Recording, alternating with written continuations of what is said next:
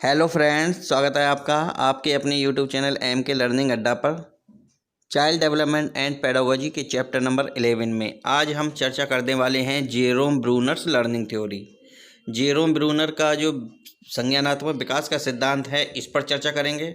बहुत ही important topic है। पिछली वीडियो में हमने जीन पियाजे का संज्ञानात्मक विकास पढ़ चुके हैं, वाइगोत्स्की का सामाजिक सांस्कृतिक सिद्धांत पढ़ चुके हैं और कोहलवरकर नैतिक विकास सिद्धांत के बारे में भी चर्चा कर चुके हैं।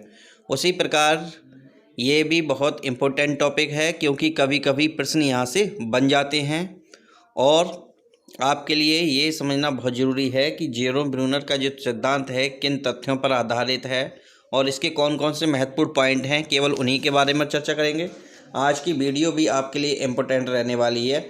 उम्मीद है आज की वीडियो आपके लिए अवश्य पसंद आएगी, तो वीडियो को पूरा देखना है। तो चलिए शुरू करते हैं आज का महत्वपूर्ण टॉपिक। सबसे पहले जानते हैं जेरोम ब्रूनर के बारे में। इनका जन्म 1 अक्टूबर 1915 को न्यूयॉर्क में हुआ था और इनकी जो मृत्यु है वो 5 जून 2016 को हुई थी। ये अमेरिकी मनोवैज्ञानिक है। ये महत्वपूर्ण टॉपिक है, यहाँ से प्रश्न पूछा जा सकता है कि जेरोम ब्रूनर किस देश के मनोवैज्ञानिक थे या कहाँ के निवासी थे। तो हमें याद रखना है कि ये अमेरिकी मनोवैज्ञानिक थे। इन्होंने संज्ञानात्मक विकास पर नया सिद्धांत प्रतिपादित किया, जिसे जीन पियाजे के संज्ञानात्मक विकास के विकल्प के रूप में देखा जा सकता है।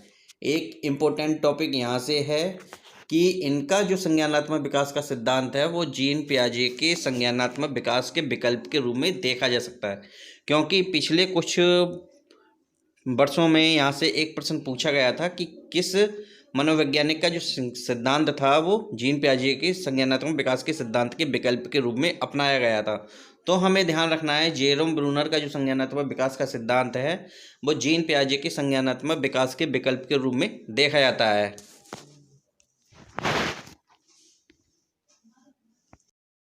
चलिए जानते हैं जेरोम ब्रूनर का जो संज्ञानात्मक विकास का सिद्धांत है वो अन्य किन किन नामों से जाना जाता है। ब्रूनर का ये सिद्धांत निम्न नामों से जाना जाता है। नंबर 1, संरचनात्मक या संरचनात्मकता का सिद्धांत। दूसरा है निर्मितवाद का सिद्धांत और तीसरा है अन्वेषण का सिद्धांत। प्रश्न में अगर मान लीजिए किसी अन्य नाम से पूछा जाए, संरचनात्मक नाम हो, निर्मितवाद का सिद्धांत या अन्वेषण का सिद्धांत के बारे में पूछे, तो हमें नाम ध्यान रखना है जेरोम ब्रूनर का, क्योंकि तीनों सिद्धांत ये इन्हीं के द्वारा दिए गए हैं। चलिए इस सिद्धांत के कुछ मेन पॉइंट्स देख लेते हैं। पहला पॉइंट है संरचनात्मकता से तात्पर्य है ज्ञान की संरचना, यानी कि जो संरचनात्मकता शब्द आया है उसका मतलब किससे है? ज्ञान की संरचना या ज्ञान का निर्माण करना या ज्ञान का सृजन करना। ब्रूनर के अनुसार बालकों को इस प्रकार शिक्षित किया जाए कि वे स्वयं ज्ञान की संरचना कर सके। ब्रूनर का मानना था कि बच्चों को इतना स्वतंत्र छोड़ देना चाहिए, इतनी स्वतंत्रता के साथ अध्ययन कराना चाहिए कि वे अपने ज्ञान की संरचना खुद कर सकें, यानी अपने ज्ञान का निर्माण खुद कर सकें। बच्चों को पढ़ाई जाने वाली विषय वस्तु की प्रवृत्ति व संरचना से अवगत कराया जाना आवश्यक है, यानी कि बच्चों को जो हम विषय सामग्री दे रहे हैं, जो पढ़ने के लिए सामग्री दे रहे हैं, उसकी प्रवृत्ति और उसकी संरचना से बच्चा पहले से अवगत होना चाहिए। इसके कुछ फ़ायदे हैं जो क्या है, इससे क्या होता है कि सीखना सरल हो जाता है, यानी बच्चे को पहले से पाठ्य सामग्री के बारे में पता है तो पूर्व अनुभव के आधार पर उसका सीखना क्या होगा, सरल हो जाएगा। बालक रुचि के साथ अधिगम करता है। यदि बालक को उस विषय वस्तु के बारे में पहले से जानकारी है, उसकी संरचना से वह परिचित है, तो वह रुचि के साथ अधिगम करेगा और ऐसा ज्ञान जो होगा वो कैसा होगा, स्थायी होगा, यानी कि लंबे समय तक चलने वाला ज्ञान होगा। बालक को निर्मितवादी बनाने में सहायक होगा, यानी कि बच्चा को जो निर्मितवादी बनाने के लिए पाठ्य सामग्री से परिचित होना बहुत आवश्यक है, और अगर मान लीजिए पाठ्य सामग्री से बच्चा परिचित है तो वह निर्मितवादी बनाने में भी सहायक होगा। चलिए निर्मितवाद से संबंधित कुछ मेन पॉइंट देख लेते हैं। पहला पॉइंट है ये छात्र केंद्रित, स्टूडेंट रिलेटेड क्रिया है। निर्मितवाद क्या है? छात्र केंद्रित क्रिया है, यानी कि छात्र को केंद्र में रखा जाता है।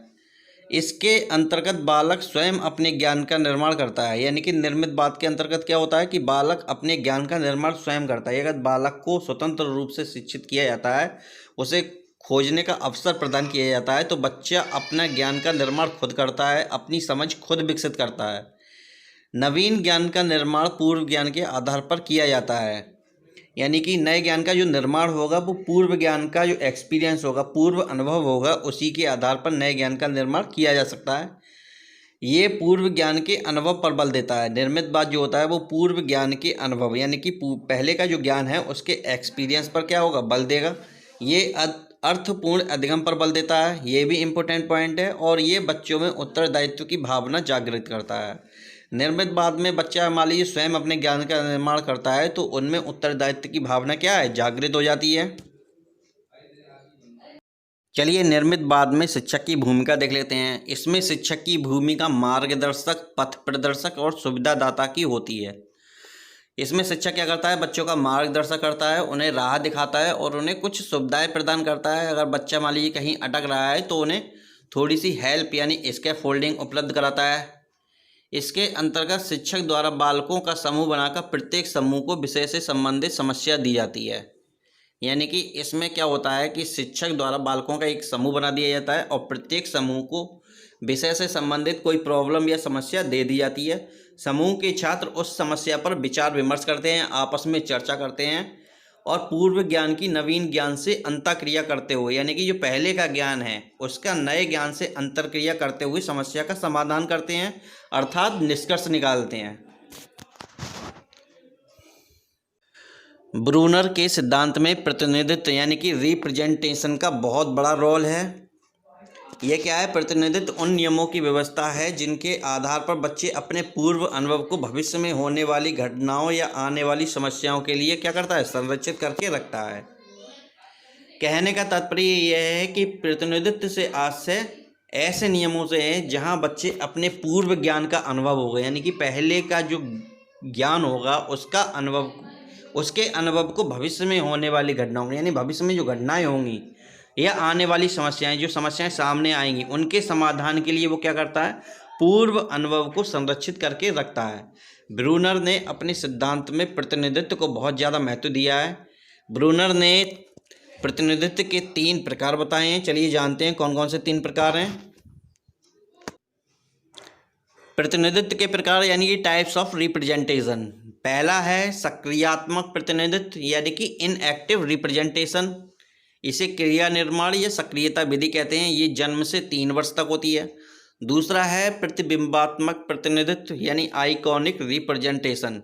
ये दृश्य या प्रतिमा विधि कहलाती है और ये 3 से 7 वर्ष की अवस्था तक होती है। और तीसरा है प्रतीकात्मक प्रतिनिधित्व यानी कि सिंबॉलिक रिप्रेजेंटेशन। इसे सांकेतिक या छायात्मक विधि कहते हैं और ये 8 वर्ष से ऊपर के बच्चों के लिए होती है। चलिए प्रत्येक प्रतिनिधित्व को विस्तार से समझते हैं। चलिए सबसे पहले समझते हैं इनएक्टिव रिप्रेजेंटेशन यानी कि सक्रियात्मक प्रतिनिधित्व। इन this stage a child learns by doing physical action, that means this stage is action based. इस अवस्था में बच्चा क्या होता है, शारीरिक गतिविधियों से सीखता है यानी कि शारीरिक क्रियाएं करता है और ये जो अवस्था होती है ये एक्शन बेस्ड होती है यानी कि गतिविधि पर आधारित होती है। इस अवस्था में बच्चा शारीरिक गतिविधि से सीखता है, ये एक्शन पर आधारित अवस्था है। इस अवस्था में प्रत्येक बच्चा वस्तु को समझने का प्रयास करता है। यदि मान लीजिए बच्चा कोई सक्रियात्मक अवस्था में है यानी कि इस स्टेज में है, इनएक्टिव स्टेज में है, बच्चा 3 यानी जन्म से 3 वर्ष की अवस्था में है, तो उसके सामने कोई भी वस्तु रखी जाती है या कोई खिलौना दिया जाता है तो वो उस पर क्या करता है, एक्शन करता है। कोई भी एक्शन करता है, बच्चा वस्तु को देखता है, खेलता है, फेंकता है, फिर पकड़ता है उसके लिए, फिर मुंह में भी डालता है उसके लिए, यानी कि जो भी क्रिया करता है बच्चा वस्तु पर ही करता है। तो ये एक्शन बेस्ड होती है, बच्चे की शारीरिक गतिविधि पर आधारित होती है, इसलिए इन्हें इनएक्टिव रिप्रेजेंटेशन कहते हैं। अगला जो रिप्रेजेंटेशन है वो है iconic representation. In this stage a child learns by image, we can say the child better learns through visual effect, यानी कि इसे प्रतिबिंबात्मक प्रतिनिधित्व कहते हैं। इस अवस्था में क्या होता है कि बच्चा पिक्चर के जरिए यानी कि फोटो, पिक्चर या इमेज जो भी है उसके जरिए बच्चा जल्दी सीखता है। इस अवस्था में बच्चों तक जो सूचनाएं पहुंचाई जाती हैं वो प्रतिबिंबों की सहायता से पहुंचाई जाती हैं। हम देखते हैं छोटे छोटे बच्चों की जो बुक्स होती हैं उसमें इफ़ेक्ट्स यानी कि फ़ोटो का प्रभाव ज़्यादा होता है, यानी पिक्चर बड़ी बड़ी बनाई जाती हैं जिससे कि उसके माइंड पर जो इफेक्ट पड़े वो फोटो का पढ़ता है, क्योंकि फोटो के जरिए बच्चा जल्दी सीखता है। इस अवस्था में बच्चा चमक व शोर से ज़्यादा प्रभावित होता है। ये बहुत ज़्यादा महत्वपूर्ण पॉइंट है। ये एक ऐसी अवस्था है जिसमें बच्चे पर सबसे ज़्यादा इफेक्ट डालने वाली चीज़ होती है, वो चमक होती है या शोर होती है, यानी कि लाइटिंग का बहुत ज़्यादा इफेक्ट रहता है, या कहीं से नॉइस प्रभाव वो हो रहा हो तो नॉइस का भी उस पर असर पड़ता है। ये अवस्था पियाजे की पूर्व संक्रियात्मक अवस्था से मिलती है।